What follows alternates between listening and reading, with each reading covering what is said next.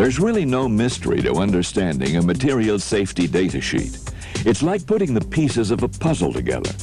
By knowing and being familiar with every part of the MSDS, you can clearly appreciate the whole picture of maintaining a safe workplace.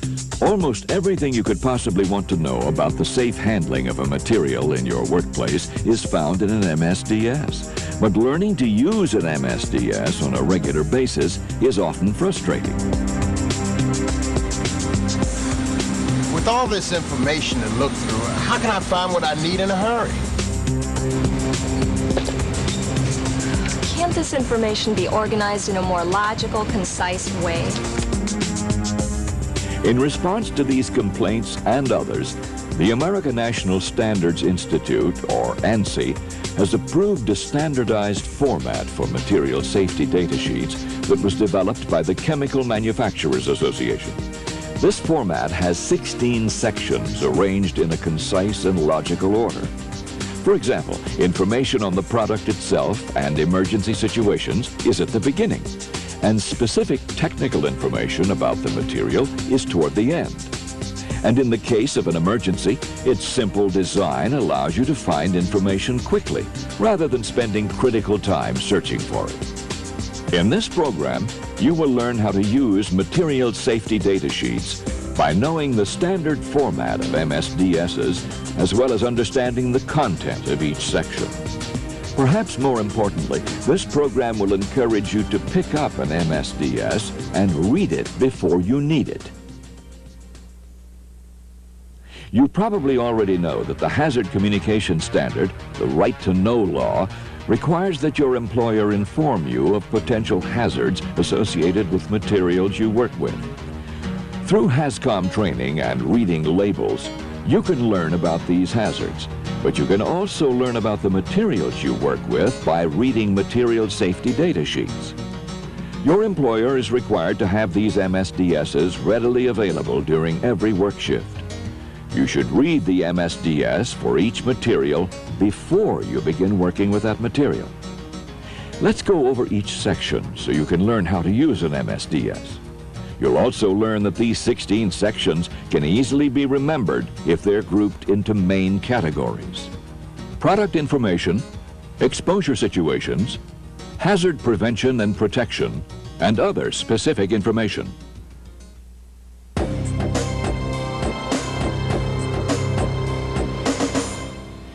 Section 1 identifies the material by its name. Spelling variations, synonyms, different grades or types may be used. However, the name listed beside product name will be the same as the one on the label. For example, hydrochloric acid has synonyms like muriatic acid, swimming pool acid, and concrete acid. But the product name at the top of the MSDS is hydrochloric acid and matches the name on the container label. The preparation date will be at the top of the MSDS or in Section 1. So if you find 2 MSDSs for one chemical, be sure to check the dates and use the most recent one. The manufacturer's name, address, and phone number are in Section 1, and more often than not, emergency phone numbers will also be listed for immediate assistance. You'll often find the number for Chemtrec, an emergency response service of the Chemical Manufacturers Association.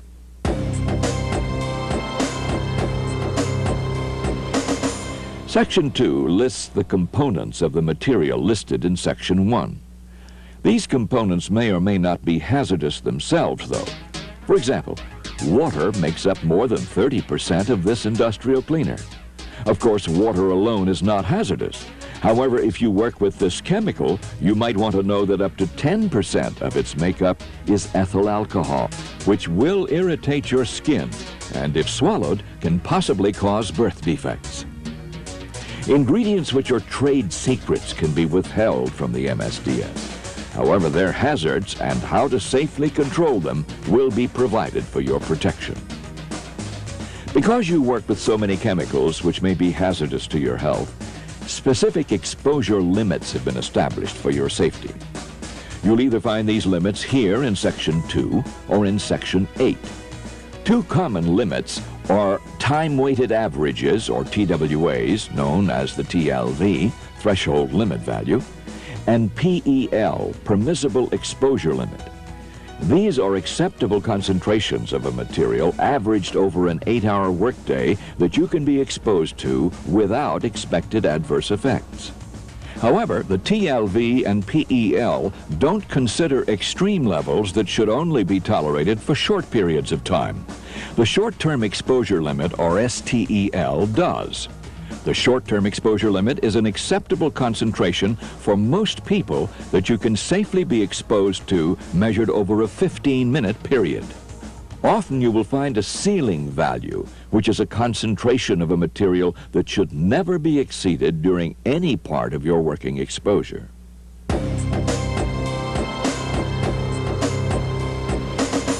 Is it flammable, corrosive, or toxic? Designed for emergency responders, the first part of Section 3 will often be an emergency overview.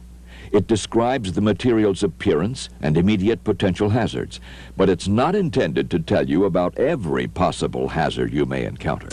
Section 3 also lists potential health effects by providing information on routes of entry and symptoms of overexposure.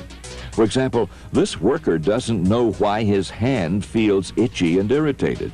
But earlier in the day, he worked with a chemical and forgot to wear his gloves. So he checks the Msds and finds that skin contact with this chemical can cause irritation, which may not occur immediately.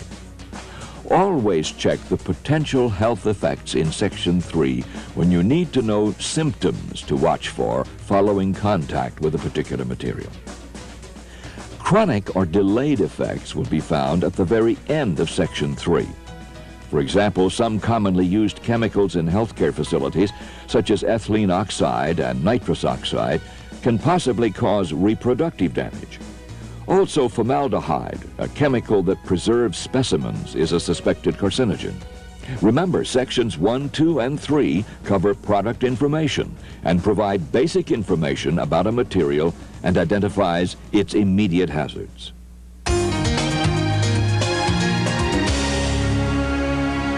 The first aid section explains in clear, non-technical language what to do in exposure situations. Some common phrases might be, flush eye with water for 15 minutes. Under inhalation, remove to fresh air. If not breathing, give artificial respiration. And for skin contact, you will often be advised to immediately flush skin with plenty of water for at least 15 minutes. Always check Section 4 for first aid measures, whether it seems like a big emergency or not.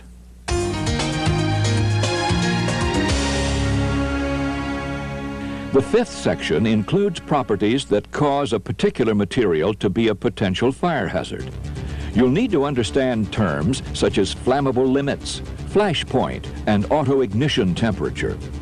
The flammable limits provide a range of vapor concentrations in air that will produce fire when an ignition source is present. Usually there will be a lower explosive limit, or LEL, and an upper explosive limit, or UEL. Any concentration of a substance in air between these figures can produce an explosion when an ignition source is present.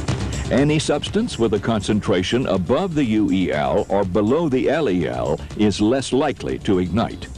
The flash point is the lowest temperature at which a liquid gives off enough vapor to form an ignitable mixture with air and produce a flame when a source of ignition is present. Be sure to look for the term auto-ignition.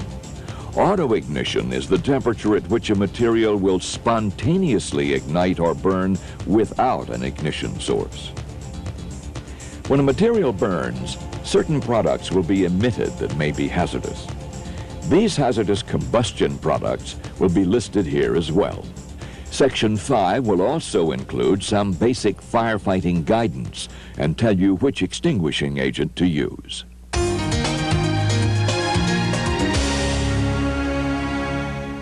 Section 6 describes what to do in case of an accidental spill and is designed mainly for those trained in responding to emergencies.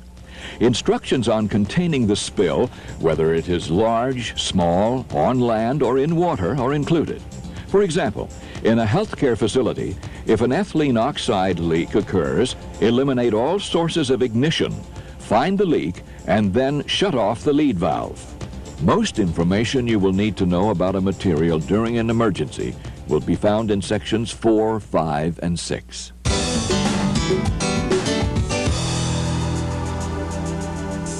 Section 7 provides general and specific practices for safe handling and storage. These practices will minimize your direct contact with the material, reduce fire hazards or other reactions, and prevent release of the material. This section also tells you which conditions to avoid when storing the material, like excessive heat, direct sunlight, or vibration. You'll find general statements about handling and storage, such as use only in a well-ventilated area and store away from heat. But be alert to more specific statements to protect yourself. For example, formaldehyde must be stored in the flammable liquids cabinet or storage room and separate from incompatible materials.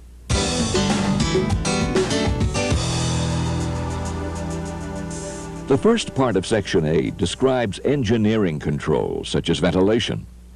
Part of controlling potential risks involves keeping exposures at a safe level. For this reason, the exposure levels described earlier in Section 2 will often be listed here as well. For you, the most important part of Section 8 is personal protective equipment, or PPE. Proper PPE for everyday working situations as well as for emergencies will be listed. You might be warned to wear goggles, rubber gloves, or even full protective clothing.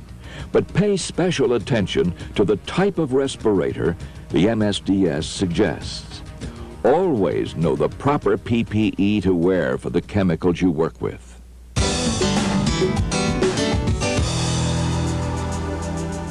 Section 9 gives you a detailed list of physical and chemical properties. For example, the Msds for sulfuric acid calls it a clear to slightly cloudy, oily liquid with an odorless to slightly pungent odor. Section 9 will also list evaporation rate, melting, and boiling points, to name a few. Knowing these characteristics will help you work with hazardous materials safely.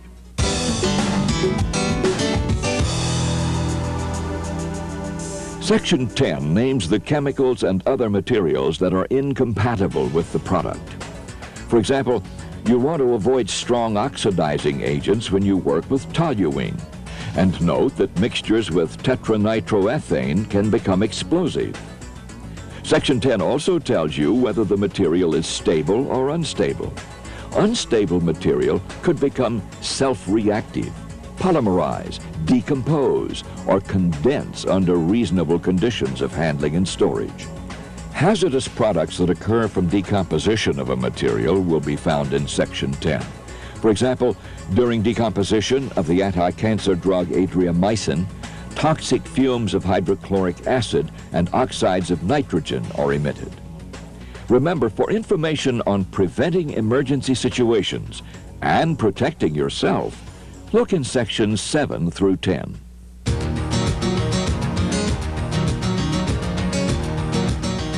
Will this material damage genetic properties or have reproductive effects? To what extent does this material irritate the skin and eyes? The answers to these types of questions are in Section 11 in the form of detailed laboratory test results and analyses. These test results help determine the effects a material might have on humans. Typically, this information is needed by physicians and toxicologists.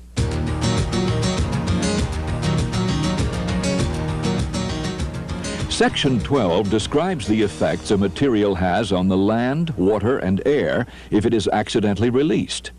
Specifically, it provides information for environmental professionals on how to evaluate accidental spills or leaks.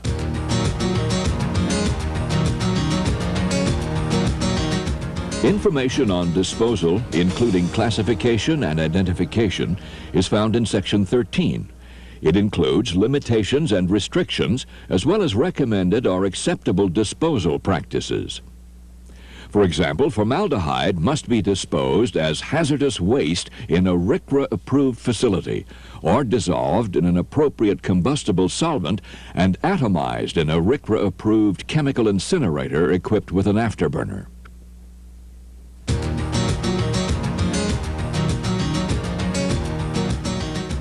Section 14 contains information helpful in properly shipping the material. This section will tell you the material's proper shipping name, ID number, U.S. regulations, and if appropriate, international shipping information.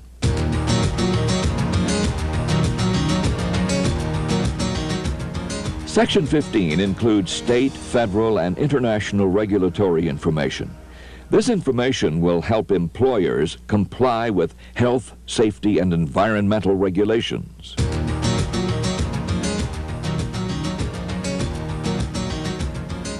Additional information which may not be covered under the standardized headings will be in Section 16. Be sure to check this section for explanations on abbreviations, revision information, references, label texts, and hazard ratings. Now, what does all of this information mean to you? It means a lot to remember. There's 16 parts to the MSDS. Yes, but it's well organized and fairly simple to remember. Remember the guide. Product information, sections 1, 2, and 3. Exposure situations, sections 4, 5, and 6. And for hazard prevention and protection, sections 7 through 10. And check 11 through 16 for other specific information. Will I really need to know all the information listed in the MSDS? Maybe not everything, but you should be aware of how to use an MSDS and where you can quickly find important information. Remember, the MSDS does not take the place of common sense or caution. If you have doubts about a material you work with, be sure to ask your supervisor.